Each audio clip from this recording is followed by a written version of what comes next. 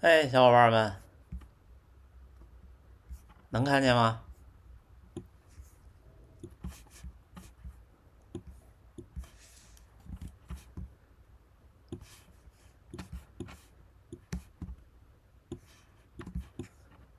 也能听见吧？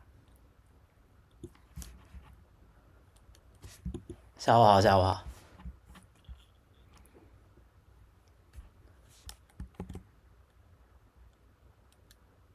好，抱歉啊，我应该是这个侧着一点因为现在用的是家属的这个电脑，它放在这儿，我稍微的侧一点身。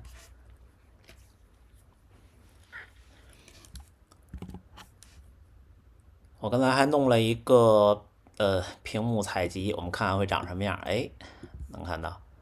一会儿给大家放点我的数据，我弄了3个，高驰的，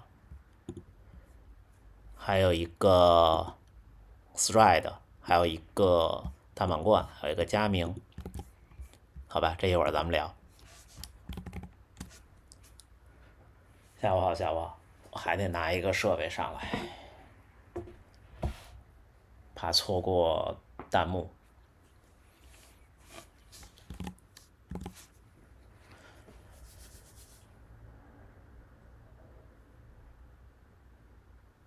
感谢大家，感谢大家。今天中午又去吃萨莉亚了，那萨莉亚还是不错的。萨莉亚是在大阪吃到的最正宗的意大利菜了，好便宜啊！我们2个人敞开了吃，花了2000多少？2300日元是吗？2300日元就是115人民币，好便宜啊！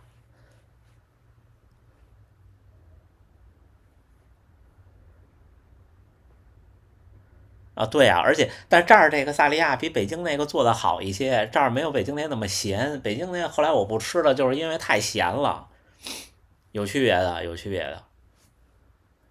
这儿会清淡很多，然后呢，橄榄油的品质会稍微好一些啊。就是跑步这事儿，不光控制饮食，不光是控制总热量，还有碳水，还有就是盐，盐也要少吃，盐吃多了就不行，盐吃多了整个身体状态也不好。弄了一杯豆乳拿铁，咱们边喝边聊，是吧？我也觉得我这画质挺好的，这还是一个 iPhone 13 Pro，是家属的，这是一 iPhone 13 Pro 的摄像头，然后就是用的苹果的那个电脑和它就是同一个 Apple ID 嘛，它就能用这个摄像头来当摄像头，并且还能开人像模式和摄影棚灯光。跑步开始减肥，越减越胖，哈哈哈哈！啊，您是约了12月1号来日本的观众，那我今天早上还聊起您呢，今天没看见您，今天在那儿，今天在大阪城跑了30公里呢，明天还是大阪城，倒时差肯定是会有很大的影响的，但是没办法，近3分配顶不下来1公里，那您问错人了呀，兄弟，应该我请教您。时差这东西是挺可怕的，我倒过最长的时差就是美国，整整12个小时，太可怕了。5点半左右，您说的是早晨吗？5点半左右我还没到呢，我估计。你看我5点半从家出门的话，我一般就是六点左右就能到达大阪城，就在那条大阪城那条路上往返折返，是那条就跑出那边那个门，你可以看我今天的视频或者前几次视频，基本都是这一条路。明天得穿皮肤衣了，明天是柏林的50周年，不会啊，没有名额呀。说实话，我上次直播就说了，我要是去年的北京跑进245，只能直通柏林，没准我就去了。开播客呀，播客不会了吧？应该就是最早我是想弄那个 Apple 的那个播客，后来发现国内弄不了。到这边以后，我把 Apple ID 转到了日区，是能弄了，但是各位听不了，可能是就挺麻烦的。然后弄那个喜马拉雅呢，说实话，那个对播主来说，就我这种播主来说不太友好，我就没打算弄。就跟短视频平台似的，就跟弄抖音啊什么似的，我就等于是完全的费力不讨好，这样互相理解。大破节换 Apple 的表了，我听这消息了，但是我没看呢，没看呢。但是我今天有个小惊喜，我今天有个小惊喜，哎，我这比吴向东老师晚了一天，哈哈哈哈，看见了吗？哦，这是什么雄之旅号舰长？感谢啊，是哪位？怎么看？哦，雄之旅号就是他的名字，感谢您，感谢您。跑后怎么拉伸？我跑后不拉伸，就是我对拉伸是这么看啊，咱们就是拉伸说两句。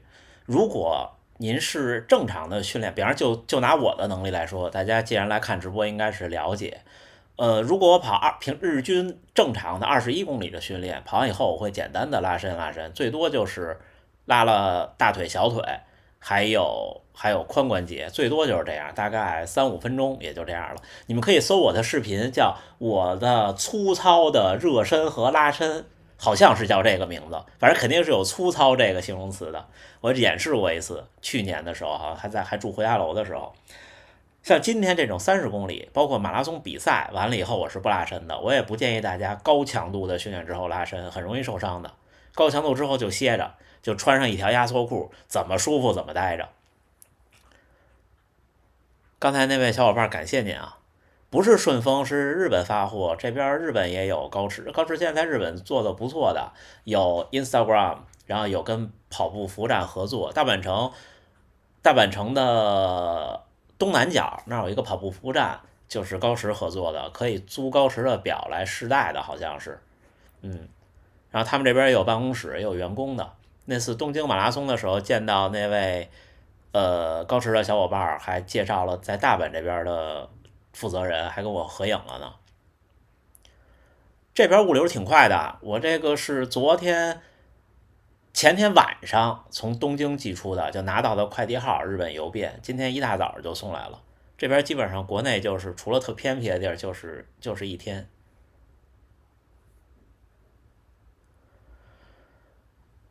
90公斤怎么跑有一定基础，我觉得就慢慢的跑有氧，先把体重跑下来吧。这髂胫束这个我没经历过，但是我听说的比较可靠的原因就是臀部的肌肉不够强大，多练练臀部肌肉，这不是拉伸能拉好的。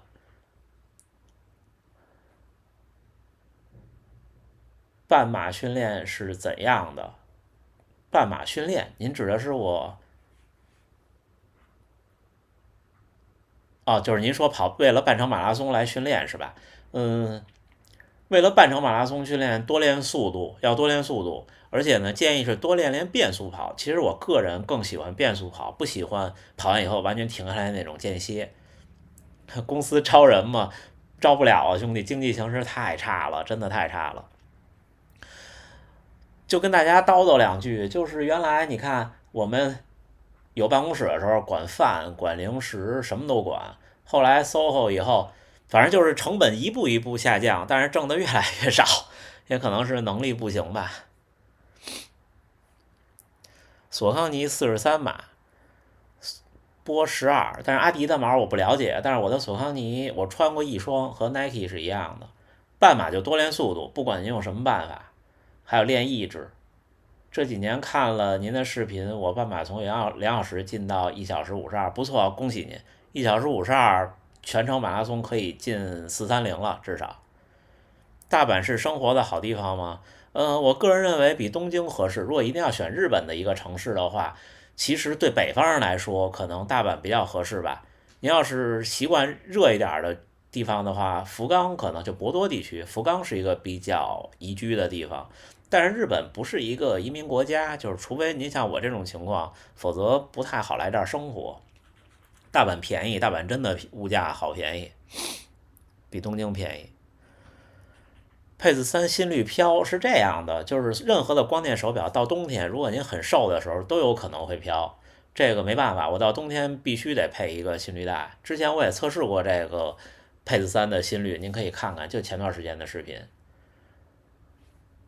哦，感谢啊，熊之旅，感谢熊之旅，特意等着直播来感谢博哥，您太客气了，应该是我感谢各位，应该是我感谢各位，感谢您。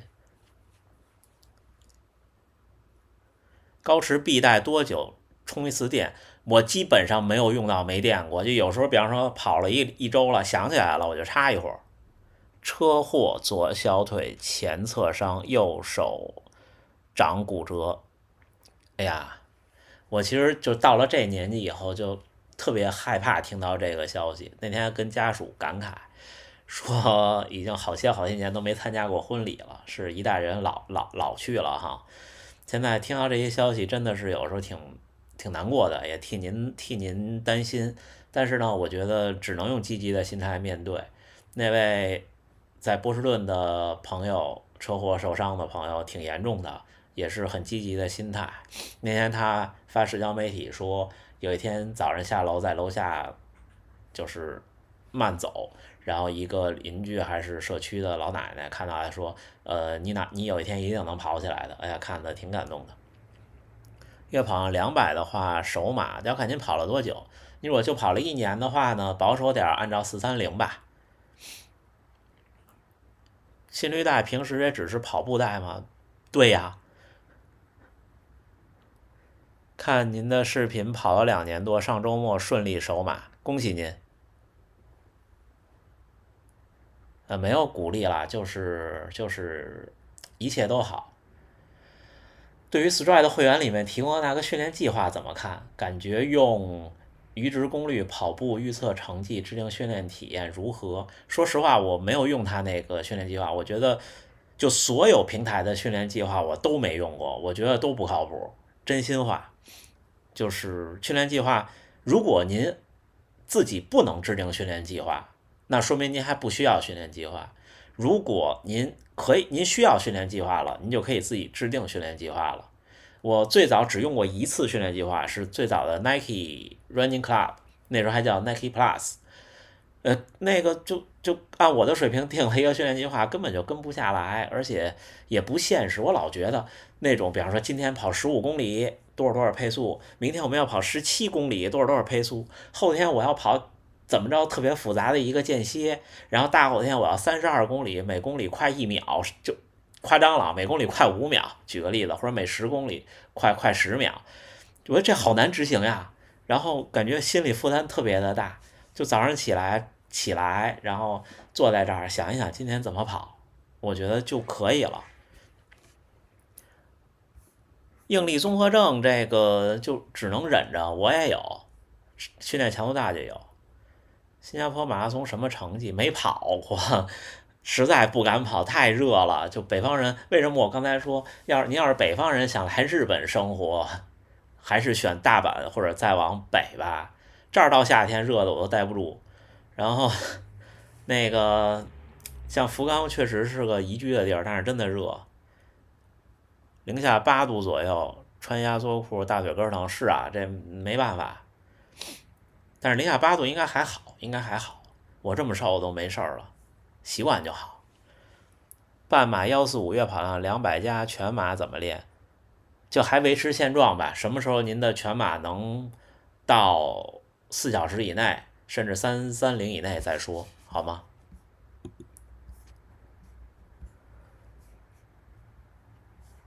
联名款，昨天刚在吴向东那儿看见。是啊，他比我那个快。30岁男性平时睡觉心率35，最大心率181，正常吗？这没法说正不正常。您只要确定您没有基础病，那每个人都是不一样的，这个我觉得没问题。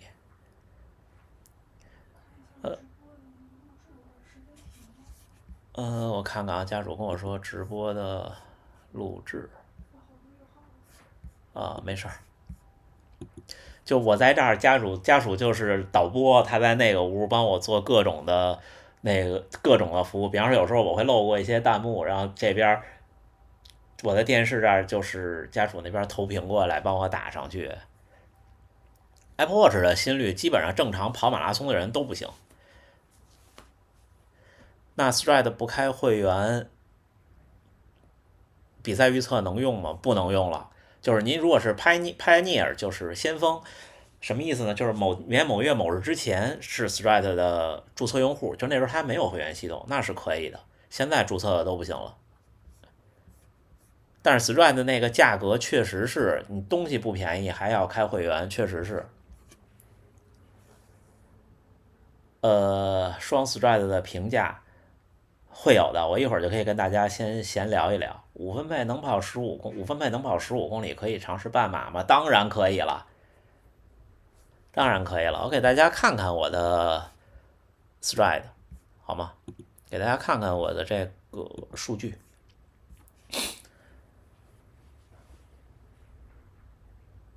年龄大了还追求 PB 吗？追求啊，跑者永远追求 PB。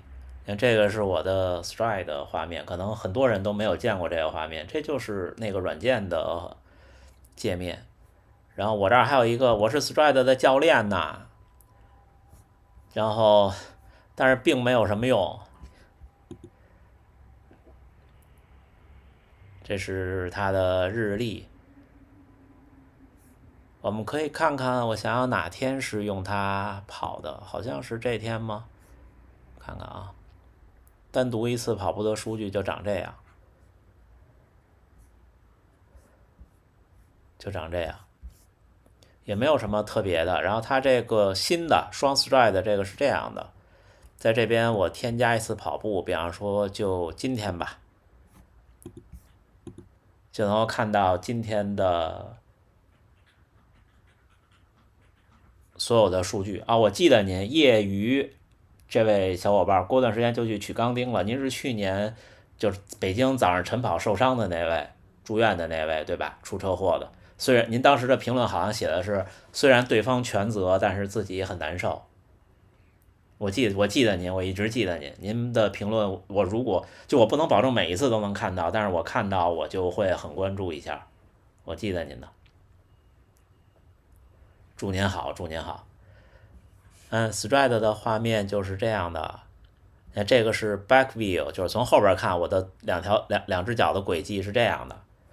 然后还有特有意思，从顶上看，从头顶往下看。然后这个是从侧边看，但是并没有什么用。你说你知道这些不喝饮料，你说你知道这些有什么用呢？没有用，确实是没有用。这是这一段的配速，你们看右边是3分59，很稳的4分配速，也就这样。这有什么用呢？你能改吗？你改不了嘛，对吧？是不是？这咱讲道理，改不了。但这个也是要开会员才有。然后高驰这边其实我也不太看的，就是我都不太看这个。他告诉我是不是高效训练，我好像也不是太在意，我也不是太在意。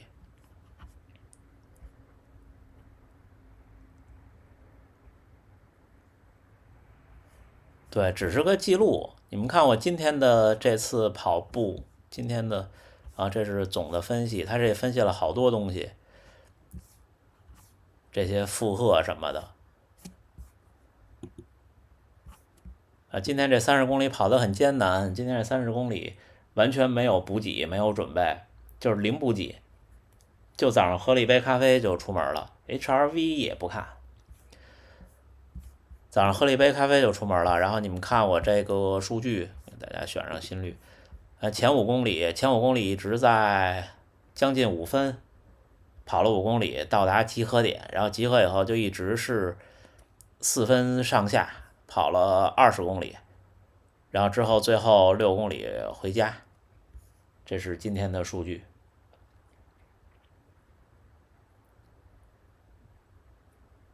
就最大摄氧量这个事儿，破240平均配速多少？要是比赛的话，得跑到3分45，否则你破不了。我把这个屏幕这个关掉，可以算一下。你要真的自己跑的话，怎么着？比赛的时候得到3分，就你的表得显示3分45。博哥了解元大都的课表吗？有很多低140心率的慢跑，我储备心率最低142，还要跟着执行吗？那不跟着执行啊，因为人家那个140，我前几年也不行，我今年才做到能140以下的心率慢跑。你们看，有时候我总是138、139的平均心率，对吧？自己去感觉，就是您跑着很轻松就行了。同为程序员，关注了您1年多，感谢您啊。佳明能和高支心率带搭配吗？能啊，高支心率带就是标准的蓝牙。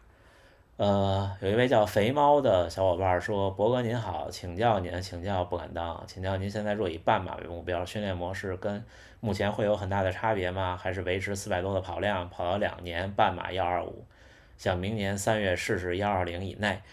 我觉得半马不是训练的目标，因为半马你问我怎么练，我也不知道怎么练，真心的。呃，只能说多增加速度和强度的练习，还有多增加心理建设，多跑跑不行与不行之间的状态。这样的话呢，你可能赛场上毅力会好一些。至于跑量，您跑多了强度，您可能跑量就跑不了那么多，这个自己感觉。刚跑完25公里回来，向您致敬。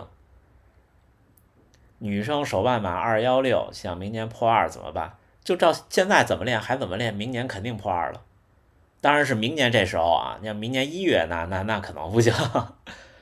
Stride 怎么当教练啊？怎么加你当教练？哎呀，我想想啊，好像是您得给我您的 Stride 的 ID，就 Stride 的那个名字，然后呢，我邀请您，好像是您给我 B 站发个私信呗。跑前多久吃东西？如果是训练的话，其实无所谓，提前2个小时、1个多小时，或者早晨跑干脆就不吃。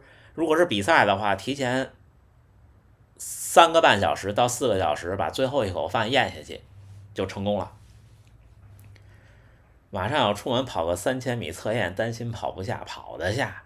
3000米没有跑不下，最多就是跑得慢嘛，是不是？500一个月跑1年，能从320到300吗？能，但是您如果现在是320的能力，您可能不一定跑得了500公里一个月。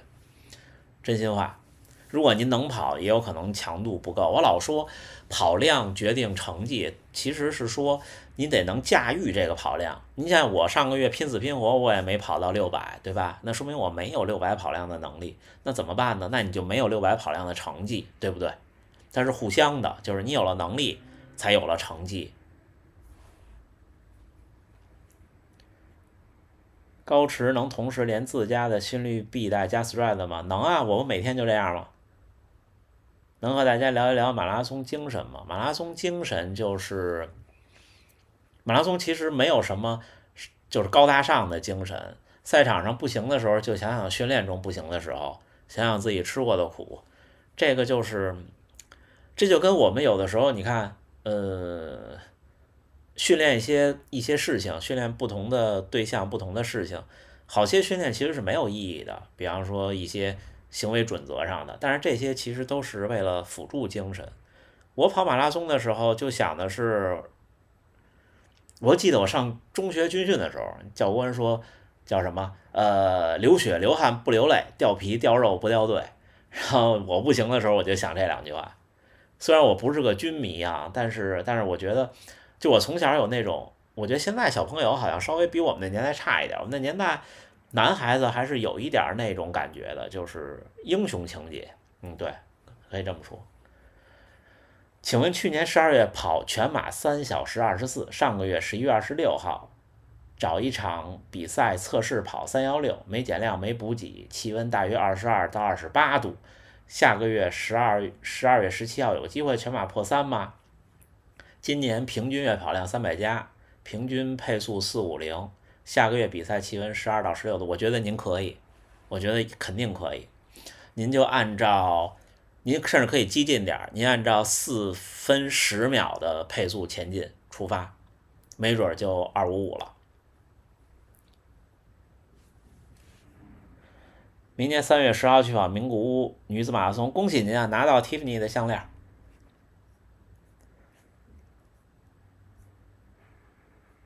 推荐一款跑步皮肤衣，我觉得都差不多，买有反光的，有兜的，最好都是有拉锁的，然后最好有帽子的就行了。就是让我排序的话，就是第一得有兜，第二得有帽子，第三最好都有拉锁，第四最好是有反光就行了。要是这个地方有这种竖着的内兜更好。马拉松赛道礼仪什么意思呀？马拉松赛道礼仪原来我说过一次，我觉得马拉松，然后来大阪，不那个刚才那位名古屋马拉松的，来呀来呀来呀，偶遇。马拉松赛道礼仪我是这么想的，就是你只要不是恶意的影响别人或者恶意的犯规，一切都是就是我觉得竞技体育没有什么问题。就像前年那时候我还不是日更节目呢，我看一人说谴责那个大众选手在赛道上随便扔能量胶那个袋儿，而不是拿着扔到垃圾筐里。然后他还说，我跑比赛的时候我都拿到终点才扔呢。我就觉得这个不对，那我是比赛呀，兄弟，我这不是训练呀。那对比赛最好的尊重就是取得好成绩，没有之一。对比赛最好的尊重就是取得好成绩，不管是专业运动员还是普通人。您相信我。那您交了比赛的钱，组委会包了赛道，请了志愿者，请了工人，他就是保障您出好成绩的。他给您水，给您吃的，帮您清扫您扔在路上的东西，都是帮助您取得好成绩的。你们是一条心，一个目的，你跟他都是一个目的，而不是他是你的对立面，你扔了东西对他不好，不是啊，谁都希望您取得好成绩的，好吗？不要有心理负担。冬天感觉跑不动，夏天随便跑长距离，人跟人不一样的。我有时候就是冬天是这样，冬天特冷的时候也跑不动，但是秋天跟春天明显是要比冬夏舒适一些。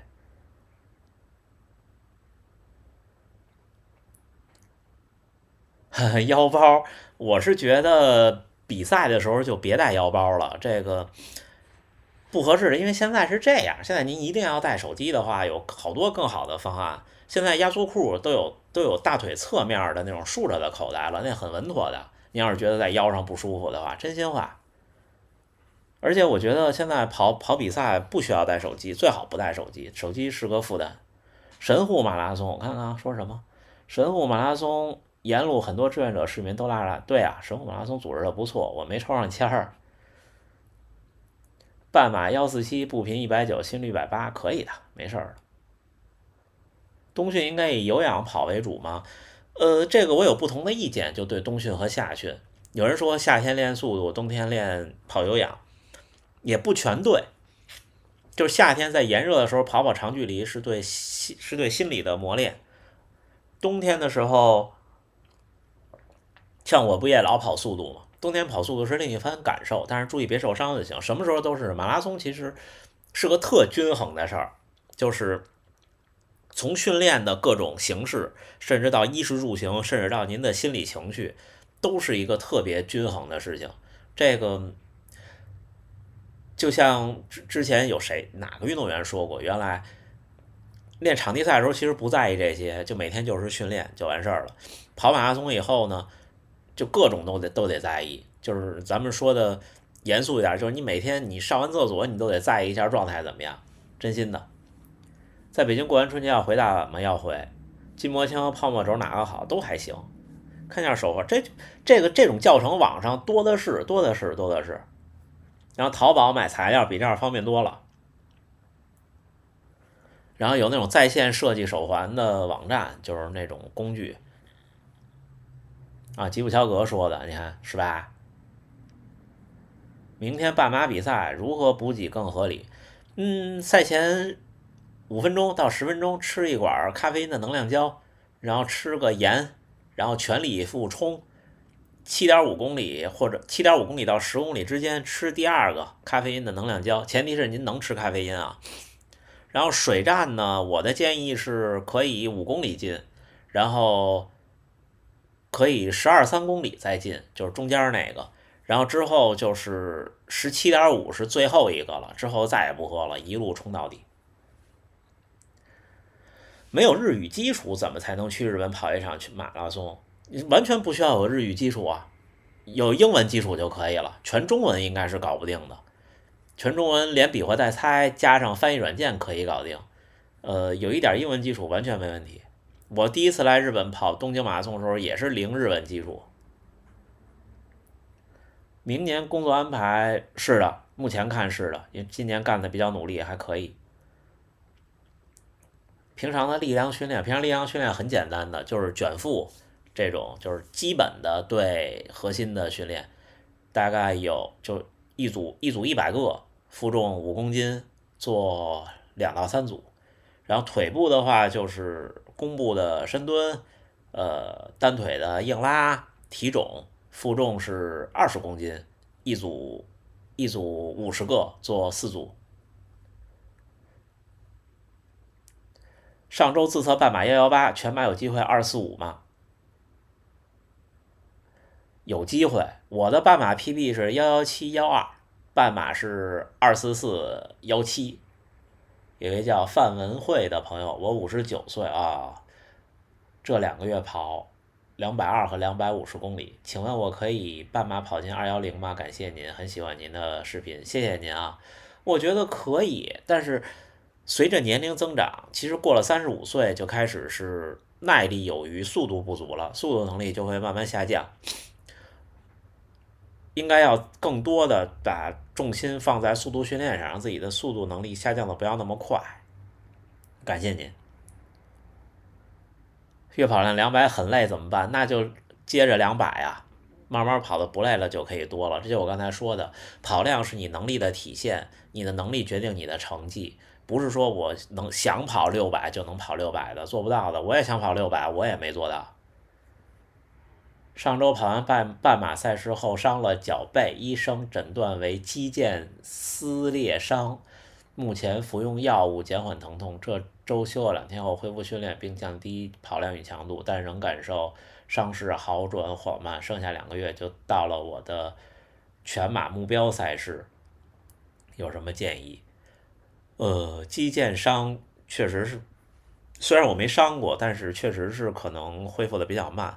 一般就是您就这么想，血管少的地方的伤恢复的都慢，就只能祝您好运。但是坦白讲，我觉得就算您全恢复了，这2个月影响的训练节奏会让您的比赛不那么的自如。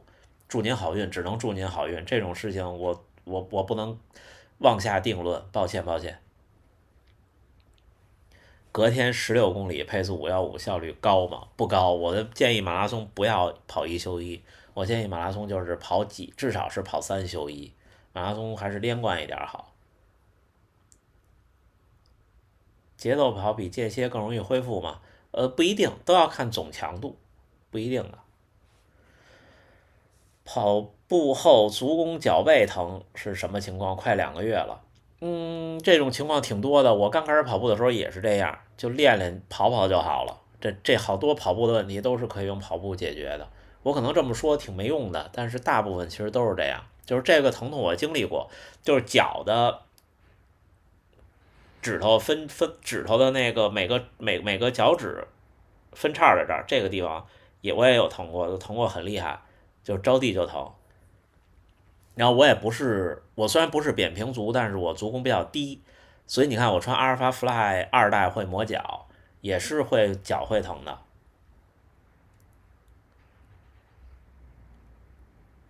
轻松跑有必要跑休吗？我现在不休，我现在休息日就是5公里左右，但是我不建议完全不休，至少1周要休1天。1年2000的跑量敢不敢冲4？有难度，很有难度。咱别说点别的，别说受伤的了。受伤的我真的给不了您太好的建议，真的。考虑阿尔法 Fly 3吗？目前不考虑。就 Nike 要是不联系说让我试一双，我就不考虑，成本还是挺高的。因为2代我就穿不好，阿尔法 Fly 3，我的阿尔法 Fly 这双鞋，我的体会是不适合，甚至不适合专业的亚洲运动员，普通跑者我觉得更不适合。你们看，像我们这个小团队，本田先生和田中先生能驾驭得了，就是那种大步幅力量型的。普通的亚洲人，除非您是高大威猛魁梧那种，基本上都踩不动它。亚洲人更适合的是 Vaporfly 系列。怎么预防脱发？不预防啊！我对外表的事情看得特别淡，就是我从刚才说到英雄情节，我老觉得应该有点伤疤，但是哎也比较遗憾，哈哈。目前我最喜欢的跑鞋，1代和3代的 Vaporfly，还有特步的160X 3.0 Pro， 5.0我还没穿过。啊，我看到了，那个你可以刷新一下看一下，不用管。网页这些问题都刷新都可以解决。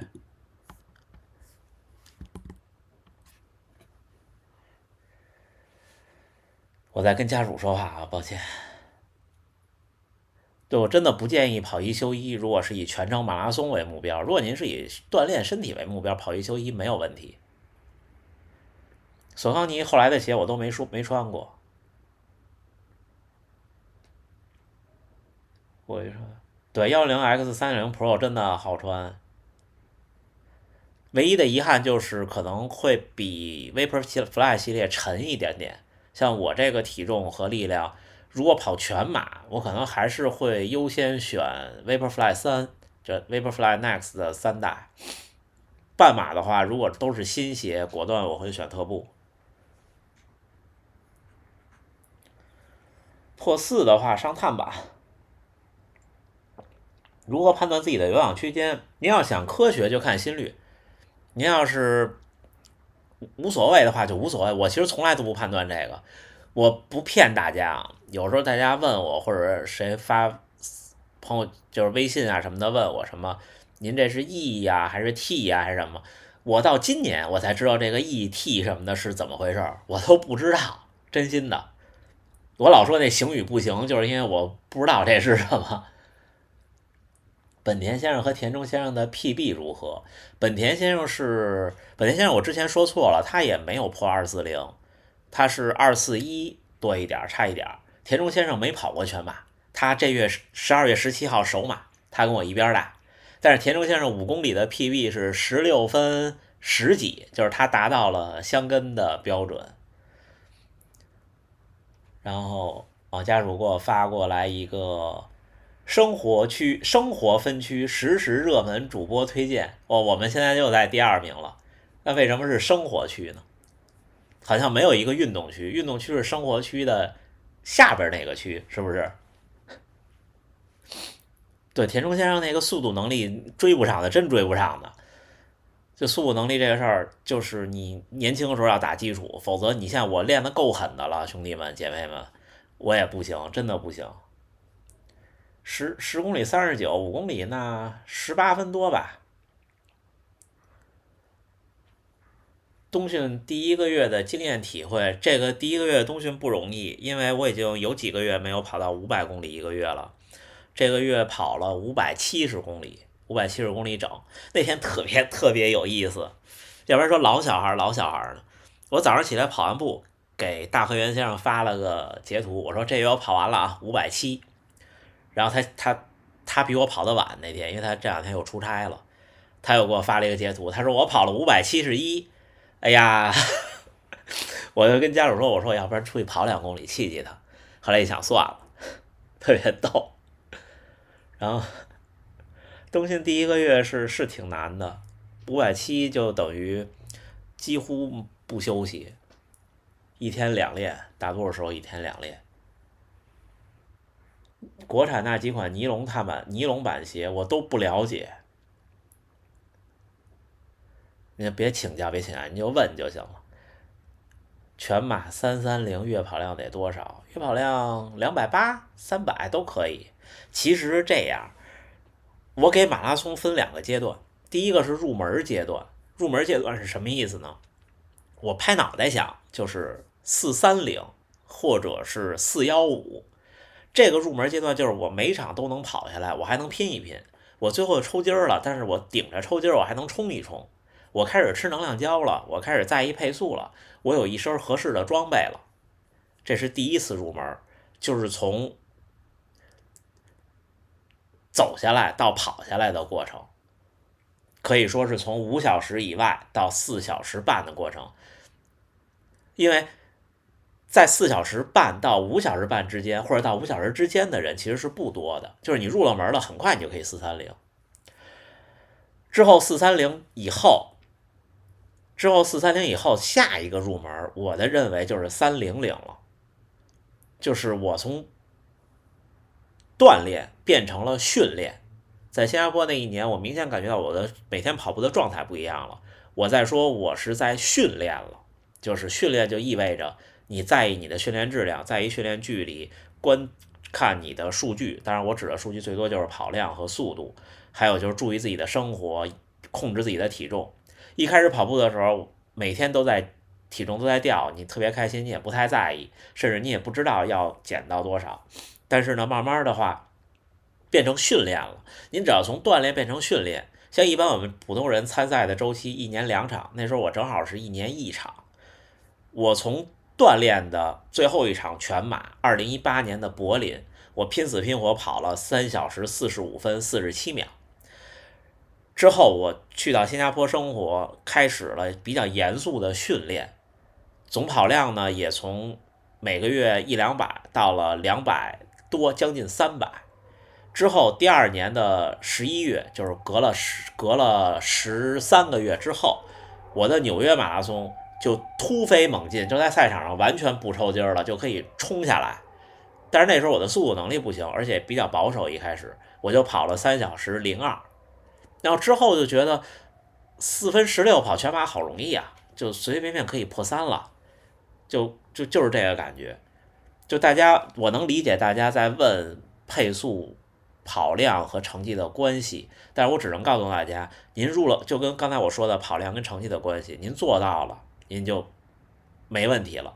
您有疑问，说明还没有做到，只能是这样。而且我很期待把惊喜留给您自己。就是您在某一场比赛上，就像2019年我在纽约那场比赛上给我自己的这个惊喜，而不是之前有人告诉我你可以了，你可以了，你可以了，就是这样，真心话。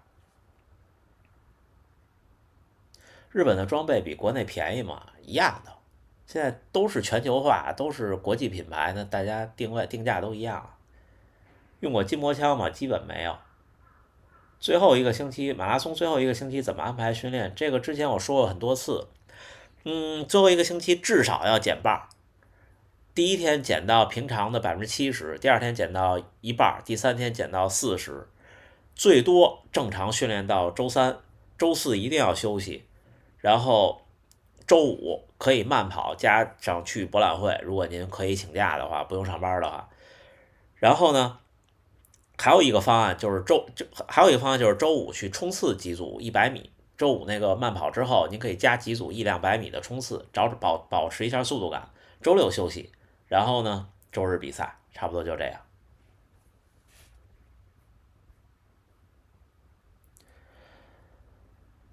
对，盐丸含嘴里不喝水，真的转移了对腿的注意。是的，有时候马拉松就是要吃苦的，就是它不好吃这个事儿，其实我是从来不考虑的。因为您这是马拉松比赛，马拉松是个挺吃苦的事情。爬楼梯提升马拉松耐力吗？我不知道，我没爬过。女性观众跟博哥说一声，首马331。您可能没打完，因为它限制字数。女性首马331了不起了，这傲视群雄了，在国内。但是在这边，我今天还跟家属说呢，这边人练的真的，日本人练的真的狠，就是咱们目前比不了。实话实说，就普通人真的比不了。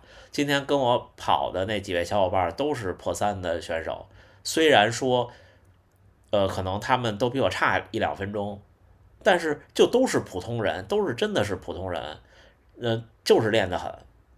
说今天我来一个4分钟的20公里，就一帮人就来了。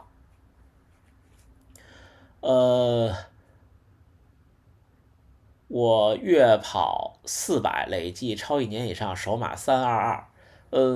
我是觉得有这么个原因，您可能第一跑的年限还是少。我真正入第二个门是2019年，那时候跑了5年，那时候应该已经过10000公里了。然后，第二个是可能要多增加一些速度训练。第三个，我猜有可能您过于保守。对，您如果平常的常规训练能够在4分20以内的平均配速，觉得还能撑下来，那您肯定破3了。如果您这个跑量的话，呃，阿南爱跑步，配速怎么提高啊？呃，配速，我的配速提高有一个很明显的一件事情，我之前很早之前说过，就是我开始跑间歇了。我开始跑间歇了，那时候拿到了一个课表，就不是计划啊，是课表，就去北工大的操场跑间歇，9个1公里，9个1公里挺顶的。那是先跑一个6公里的渐加速，从有氧跑到阈值，然后紧接着是9个1公里，间隔2分钟。那时候跑完那2周，我的速度明显就进步。所以就是您跑到一定程度，您会自己去找这些东西，然后呢，就会自己去加这些东西，多加一些速度训练就好。啊，我看到了，第一块表推荐买 Apple Watch 嘛。嗯，要看您要看您的目的，要看您的目的。如果您不是苹果生态的用户，又是要很严肃训练的话，我还是推荐买跑步手表。像我现在是生活跑步分2块，就是跑步手表我不生活中不带的。稍等啊，我这弹幕不刷新了啊，好了。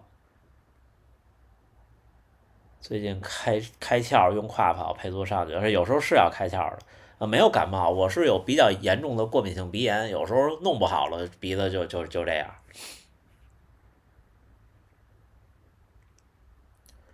个子高，首次跑马要注意什么？这个我不好说，兄弟。日本马拉松的参赛包送盐丸和能量胶吗？不送啊，就是大多数国外比赛的参赛包都挺寒酸的。日本原来特别好，东京2016年的时候，东京马拉松的参赛包里特别好，后来经济也不景气了，就不行了。啊，对呀，对呀，是啊，刚拿到的快递。请问强度课安排的密度多少？普通训练的话，3周2次最少。别客气，别客气。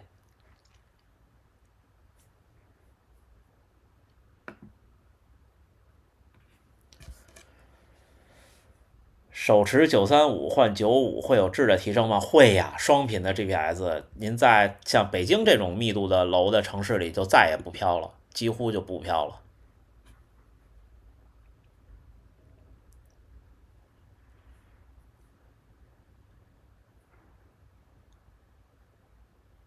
对，在自己经济能力内选一个就行了。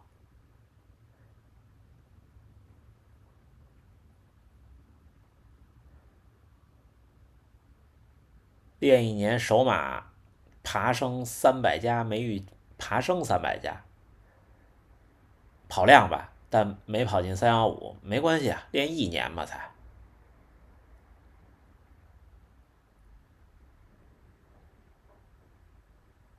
对，半马想进330是要比较努力的练速度的。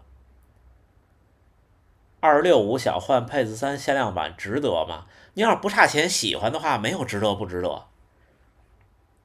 这个呃，就是看个人的能力跟情况。就像今天我跑步的那个视频，有人在评论区就说，就是每个人的情况不一样，有的人每天忙得特别忙，没有时间训练。有人看我说，哎，我怎么天天有这么多时间？那每个人情况不一样，是不是？有人能吃俩汉堡，我就能吃一个，那你说咋办？要是餐厅请吃汉堡，我不亏了吗？对不对？第一次半马成绩，第一次有比赛的半马成绩，我是1小时41，哎，就是那鸟巢半马，但是那时候已经能全程冲下来了。苹果手表上用 Stride，因为我用 Stride，所以用不用苹果手表其实不是那么重要。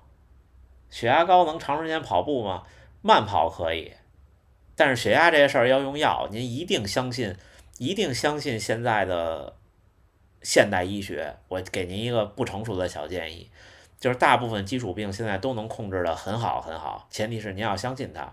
像血压的药，我是有一定了解的，因为我在从小在医院长大，就是大多数对于不是特严重的高血压的病人开的这种血压的药，都不是那种叫什么大的利尿的那种的，它都是一个缓慢调节的，就是您吃了以后到有效，到真正有效，就是您血液里的这个药的浓度维持在一个水平的话，得要1周才能真的开始就是平稳。您停了药呢，它也不会马上就不行，可能2、3天、3、5天才不行。但是有的人说我试试吧，不吃了，第2天一看挺好，第3天一看还挺好，就不吃了，那就完蛋了。就是你就平稳的用没事儿了，它不会影响预期的一些东西。不成熟的小建议啊。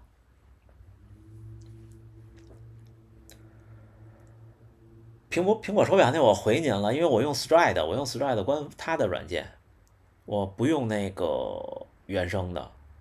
血红蛋白我不懂啊，血红蛋白多吃点肉呗，是不是？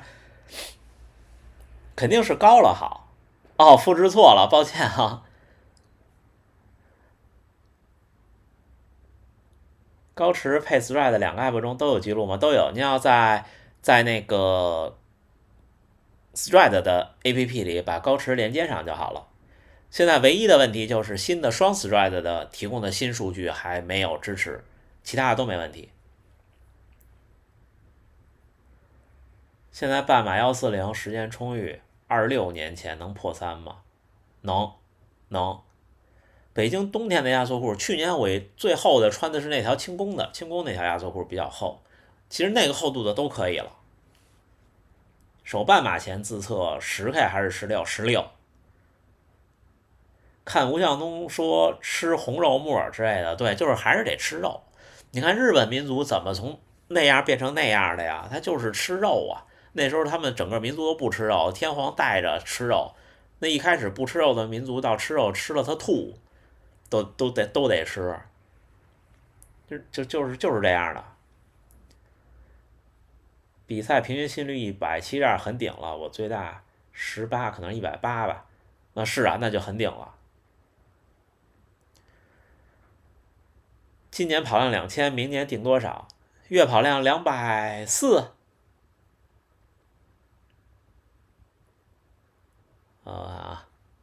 别客气，别客气。对，今天跟着这表来的还有一个硅胶表带，是赤壁色。我明天会把今天拍的开箱视频放在明天视频的开头。还有一个叫Vlog Official 的小伙伴，不知道博哥有没有后悔开始跑步的时间？比如您平常会不会想，如果再年轻一点之类的？不会，我很少后悔一件事儿，就是我其实是个既自卑又自信的人。就是怎么说呢？自卑是说，我觉得我做什么事情都比别人慢半拍，所以呢，我反而会更努力一些。这也是自信的来源，就是我觉得很多时候我的选择和做法好像都不差。这也是我刚才回应那位小伙伴在今天视频的评论说，那小伙伴每个人的生活境遇不一样，但是其实生活境遇就是每一步的选择和做法来决定的，它就跟那种上面掉一个小钢珠那种赌博机，看最后掉到哪个，对吧？这边有好多那种，就是你每一个岔口变一下，每一个岔口变一下，最后就会是有天壤之别的。不成熟的小建议。Stride 和小破豆用哪个？如果你已经有小破豆了，不需要买 Stride。高驰现在的功率相当准，相当靠谱。但是小破豆建议绑在腰上，不建议绑在脚上。您需要就是一块双频的 GPS 手表，加一个小破豆就完全搞定，而且成本非常低。PB320月跑量400能驾驭吗？我觉得有难度，有难度。您可以试试。您别客气，我就是，嗨，就是感觉岁数大了，有的时候就爱瞎叨叨。最近也是跟家属也老聊，原来年轻小时候不想这些。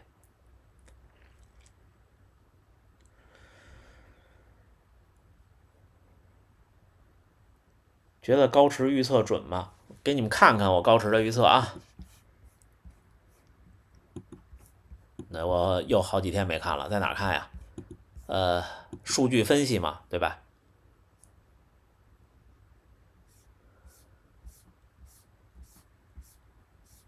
哎，没有啊。仪表盘啊，这儿，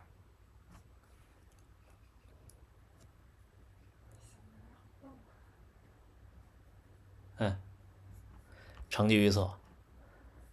他现在预测我的5公里是17分04，这个不准啊！我现在的5公里应该可以跑进16分55到17分之间了，因为那天那5公里是17分01，但是有2个180度的折返。10公里35分08，我觉得我可能不行，实话实说，但是我好久没有测过10公里了，因为没有太好的路面条件。我觉得我可能不行，我觉得我应该在36分到36分半之间。然后半马他预测的很贴心啊，我的最好成绩是1小时17分12，现在我估计我拼命跑可能是1小时16分50的样子，我觉得这个很准。然后全马我觉得过于乐观，我应该到不了238。我觉得我感觉如果我今生能破240，应该也是239以上了，因为真的挺难的，真的挺难的。就这种预测，你要这样看，半马跟全马你都要考虑你在赛道上多跑出去的那个距离。半马一般精英运动员靠前起跑，没有不好的天气情况的话，差不多会多跑100米到150米。全马可能是200米，你要把这算进去，200米的话就得1分多钟了，对吧？这就是高驰给的预测。看看 Stride 的预测是最不准的，因为 Stride 的它的这个阈值功率其实就是根据你的训练状态来变，你慢跑多了，它这个就会慢。我看看这预测在哪儿啊？在这儿。他现在给我预测的全程马拉松的成绩是2小时53分29，但是呢是这样，他的预测是基于这个功率。为什么我原来说 Stride 准呢？是因为我知道我的功率，我可以把我的功率变一下。我跑马拉松的功率大概是254左右，这个时候我们再一算，就差不多了，正负4分钟。我一般跑全马能用254的功率跑下来，平均。高驰这个团是这样的，你们看啊，我这儿多2个画面，对不对？这个就是团长的画面，然后呢有邀请链接，这邀请链接是就是现在不失效了，原来是几天后失效。但是你们注意看啊，我这儿成员是867人，你们看啊，这儿就打不开了。为什么打不开了呢？是这么回事儿。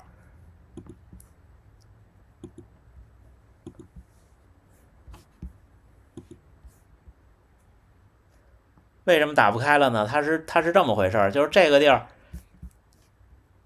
它的这个，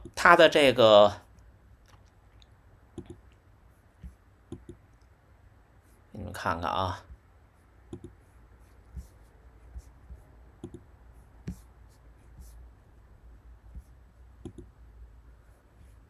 它的某一个请求里，它的那个最大值，它给了一个9999，就等于说它这一个页里把所有的都要给你加载下来。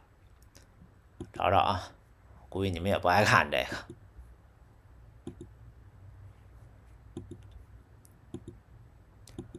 找不着了。就是他等于说他这页没做分页，他一下要把这所有的都打开，这都打开的时候就完蛋了。你们看就超时了，然后最后就504了，就是这个请求。就是现在这儿有一个 query 一直在跑着，看看是哪个，就这 search， 对，找着了。你们看没有 ，size 是9999，等于这儿就是前端工程师直接说，反正也没那么多人，我就一页给他显示了。我也干过这种事儿，知道吧？然后就尴尬了。然后你们看，他就一直是判定，然后一会儿就504超时了，就这么回事儿。所以现在我什么都干不了，您加了也没有用。我跟高师的小伙伴说了，他们在调整。对，搞个拦截器修改参数是的，就是 Chrome 做一个插件就好了，但是懒得弄。而且改了参数是这样啊，那得自己做分页，对不对？谁知道他那后端支持不支持分页呀？对，我把这个桌面关掉啊。哦，对，那个我看好多小伙伴都给咱们频道充电，然后有一个充电专属的表情包，那是家属画的，有一个充电专属表情包的，你可以看看，挺有意思的。最大心率没特意测过，用公式算准吗？不太准。每天晚上几点睡觉？每天7点半我就躺下了。跑步右脚踝疼，休息3天继续跑，还是一样。有过的，这个就是叫什么？要不然就是如果您是脚踝内侧，可能就是胫骨的应力综合症；如果是脚踝的外侧，就是比方说这是右脚，如果是这儿的话，就是叫什么？那退行性病变，这都没事儿，我都经历过。我严重的时候连着疼了1年，但是现在也没事儿了。博哥想请教一下，你千万大家都别说请教啊，太客气了。您说冬天光电心率飘是偏高还是偏低？不是偏高，也不是偏低，它就是不准，它就不对了。去不了高职，我现在到这岁数，说实话，不太能很高强度的工作了，觉得也不是说干不了了，就是觉得累了。做什么语言开发的？我会一些，我现在公司主力用 Go 啊。最早入行的时候，那时候还是 ASP 呢，然后就 PHP，然后就后来就是 Go，哎，前端现在丢掉了，那时候还是我真正火过一次，那时候新浪微博刚有微博应用，我自己做了一个应用叫我的微博热门词啊，一天50万的流量，就是他授权那个应用，我能读到他的发的微博的 list，然后分词，然后再把主谓宾补定状形嘛，然后靠语法，那时候也没有现在人工智能，就把名词动词弄出来，然后统计个数，然后给它生成张图，然后后来第2天新浪的小伙伴给我打一电话约我去聊聊，然后第3天呢，新浪小伙伴说愿不愿意来新浪。第4天呢，我答应了，当时，然后答应那天呢，我就从东四环，不是什么东四环，北四环新浪那儿坐车回家，那时候住在东2环，我就好远呀。后来第5天，我就说我可能不太行，我就放弃了。这是我一个小经历，哈哈哈。我不太爱财，这真心话。就好多挣钱的机会，也就那么回事儿。日企远程我不了解呀，兄弟，真的，因为我不是日企。应力综合症真的没法破，只能在行与不行之间游走。大部分强度训练都这样的啊。有人发这个自定义表情了，走是吧？我最近为什么不喊走了呢？因为好像一喊吓周围小伙伴一跳，因为他们听不懂嘛。我每天睡不了9个小时，我每天睡8个小时。你看8、9、10、11、12、1、2、3，我基本上3点半左右就醒了。对，我发现抹药管用，就是那种让家属帮忙拿一下，来帮我拿一下那个药。我不站起来了，因为穿的居家的裤子，抱歉啊。走是跑的意思在日文里，但是他不念走啊，兄弟。就这个，抹这个管事儿，但是这不便宜，对吧？并不是花短裤，这儿也冷了，这儿现在屋里19度，外边11度。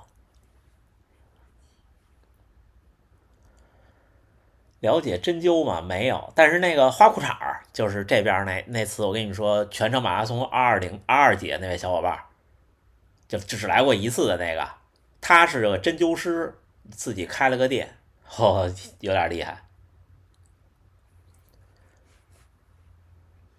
应该不是，应该不是，您那个可能是偏命令的口气的那种，我不太懂，我不太懂，我日文现在还是很基础，很基础。没有暖气要开空调，要自己解决取暖问题，就跟中国的南方一样。我不知道是不是扶他林那种，但是我从小觉得扶他林没有用。那时候上中学的时候打球老戳手，戳了抹也没有用。哈哈哈。啊，对啊，这刚收到的呀，感谢高驰啊。你看昨天吴向东不是发了个视频吗？给我眼馋的。我当时昨天我的这个还在东京，针灸得跟烤电一块整。对，您专业，那就那远红外那可带劲了。医院那个理疗科都可以。去年达到过1个月300，连续好几个受伤，那就说明可能还不行。鼻炎怎么处理？不处理。我对所有的病都是硬扛，就跟他对着干。你们看我新冠那几天不是连着发视频吗？我就不信这邪，我就觉得那人都是肉长的，对吧？那小猫小狗也没事啊。那在自然界里，你们看这冬冷夏热的，对不对？然后吃的也没人吃的干净。我一得病我就硬扛，虽然说我得病以后折腾家里人，老嚷嚷难受难受，但是我大多数时候还是硬扛。那流感就到现在我也没闹明白是流感还是疫苗的原因，但是实话实说，就是就古话我觉得说的有道理，就不干不净吃了没病，就是人不能太干净了，长时间的，否则的话这一大波来了就不行了。对，你们翻我有时候是会翻我新冠那几天的视频，挺有意思的。我们今天还是聊到各位的2:45，我这儿的3:45，好吧？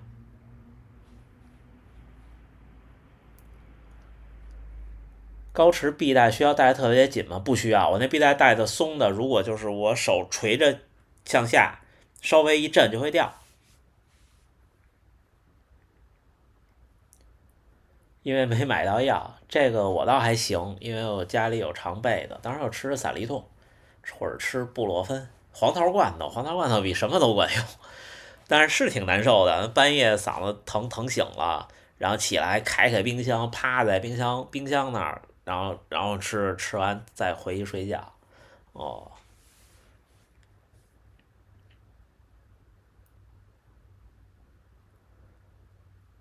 今天感谢大家啊。高驰预测全马451，那您还没入门，我只能劝您就是坚持下跑，坚持跑步就行。没感冒，没感冒，我就是过敏性鼻炎，有时候弄不好了鼻子就不通气，就这状态，都很正常，习惯了，从很小就这样。目前42岁，半马今年从97分钟到81分钟，81分钟是多少？1小时21，哇，了不起！有机会往75分进步嘛？目前1个月跑量600，你们看42岁，另外一个平台的小伙伴月跑量600，一周2次速度训练。我可以这么说，如果您不是42岁，我可以100%的说没问题。但是42岁我没经历过，就我还没到42岁，我不知道42岁身体是什么感觉，就是会不会速度能力有退步啊，或者怎么样。但是我觉得也没问题，因为115不难，就看能不能辛苦，肯定可以的。对，我可以跟您说，肯定可以的。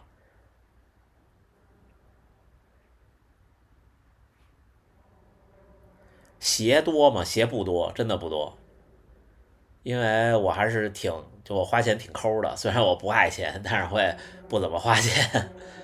距离比赛最后2周要如何逐步减量？倒数第3周跑120公里左右，有点倒数第3周没问题。那咱们跑量差不多，那我可以跟您这么说说，倒数第2周减到70%，倒数最后1周减到40%。您现在跑这么多，您应该已经可以自己掌握了。7号冲个 EK 配色，同款，感谢您捧场。佳明预测半马120，目前月跑量200左右，可能性那得不一定，不能说可能性不大，但是要看您跑了多久。不加量，不要加量了。日本最近有支原体病毒吗？这边不说这个，无所谓，就病了就休息。不知道，我不知道，但是我看周围幼儿园呀什么的小朋友们都是满的。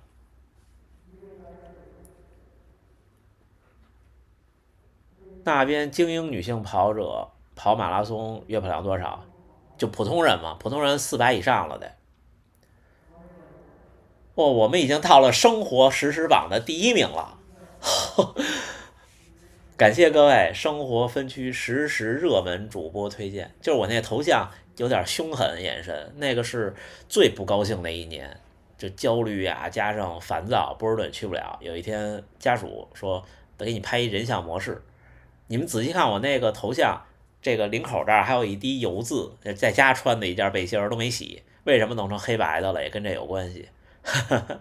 但是现在变成了我比较喜欢那张照片，因为那天头发理的也好。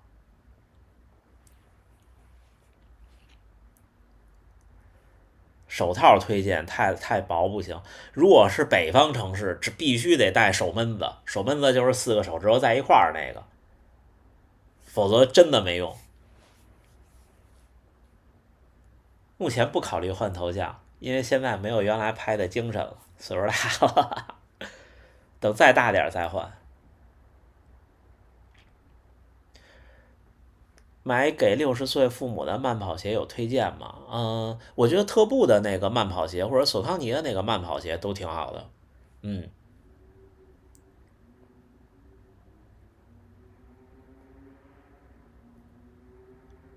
最开始看我头像觉得特别凶，是啊，对，我不太会经营这些，就是你们看我频道这么长时间了，跟大家闲聊2句，就是我不是一个指着自媒体生活的人，为什么我看纸巾老师那个逗我觉得他那也是，就是发自内心的分享和觉得说自己有意思的事情。当然你说这东西挣钱吗？挣。这东西现在给我带来的就是我基本上买菜做饭的钱有了，差不多就是这样。这个钱对我来说就是我的虚荣心的一个满足和对自己的一个肯定，就仅此而已。所以我不太经营这些，我也不炒作，然后我也没有群。对，我觉得群这个东西呢，在我看来有点我觉得每个人都有不同的想法，每个人的想法都值得被尊重。放在群里互相聊呢，其实我们作为正常人，大家都懂的。别人说一想法，我觉得不对，我可能想要说2句，说着说着就不高兴了，对吧？你看在 B 站这么长时间，也没有 B 站的运营小伙伴加我，也就我也不知道。我看好像大家都能认识1-2位。那次还是拜托了胡老师帮忙，胡老师就是一直在分享香根的那位博主。纸巾老师的视频让我对明年的首马充满了信心，太厉害了！可以，那天我跟家属无意中看到，然后就欲罢不能，觉得太有意思了。但是不好意思的说，其实我没有经历过他那个阶段，为什么呢？就是我可能跑的还是早一些，就是年龄啊什么的这种，而且我一开始练的就比较狠。准备再见了，对啊，还有1分钟。累积多少跑量算入门啊？对于马拉松，我觉得得跑3-4年。冬天穿衣服怎么穿衣服这事儿，回头放到每天的视频里吧。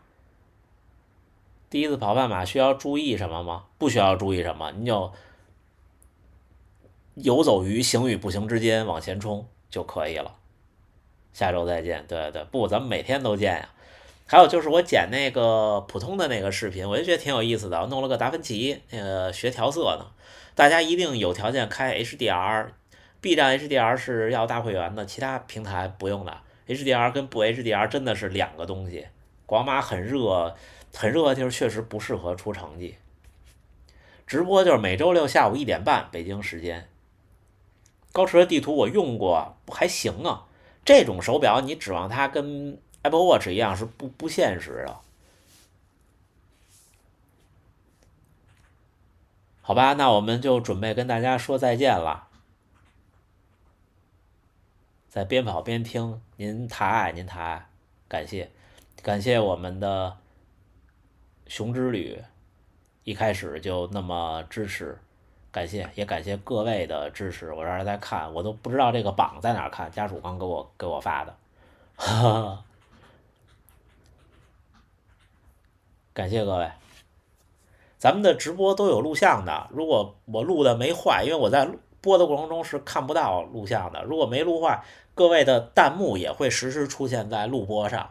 一般要等家属校对完字幕，你们想1个小时15分钟，我这个语速，家属校对字幕其实是很辛苦的。大家给我几天的时间，每次的录播都会上线，好吗？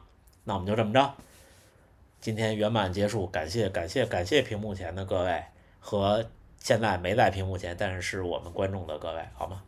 那我们还是最后祝大家能努力生活，健康平安，努力生活，境遇都不会太差，努力跑步和训练呢，成绩也都不会太差，好吗？感谢各位，并且成绩没有好坏，只有自己对自己付出的体现。那我们拜拜了啊，咱们明儿，对，明儿早上见，加油干！